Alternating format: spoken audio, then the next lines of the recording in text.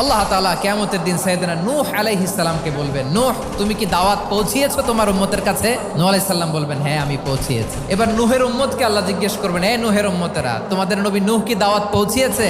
নূহের উম্মত বলবে, না আল্লাহ, কোনো দাওয়াতও আমরা পাই নাই, আপনারাও চিনি নাই, জান্নাতও চিনি নাই, জাহান্নামও চিনি নাই। নূহ আলাইহিস সালাম বিপদে পড়ে যাবেন। তখন আল্লাহ বলবেন, নূহ তোমার পক্ষে কোনো সাক্ষী আছে?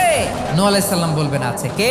উম্মতে মুহাম্মাদি। তখন আমরা বলবো, আল্লাহ, আল্লাহর নবী নূহ আলাইহিস সালাম তিনি আপনি যা যা বলেছেন ঠিক তা তার উম্মতের কাছে পৌঁছে দিয়েছে। এবার নূহের উম্মতের সাথে আমাদের ঝগড়া লাগবে। তারা বলবে, তোমরা আসছো আমাদের হাজার হাজার বছর পরে, তোমরা কি করে জানলা? তোমাদের সাক্ষী ধর্তব্য হবে না? আমরা তখন বলবো, আমাদের কোরআনে তোমাদের নবীর নামে আল্লাহ তাআলা একটা সূরা নাজিল করেছেন, সূরাতে নূহ। দিন রাত এক করে তোমাদের কাছে তিনি দাওয়াত পৌঁছেছেন, সব আমরা জানি। আমরা যখন বলবো এই কথা, নূহের উম্মত চুপসে যাবে। তখন আমরা সত্য বলেছি কিনা এটা আল্লাহ তাআলা জানতে চাইবে বিশ্বনবীর কাছে। তখন বিশ্বনবী আমাদের পক্ষে সাক্ষী দিবেন। আওয়াজ করে বলেন আল্লাহু আকবার।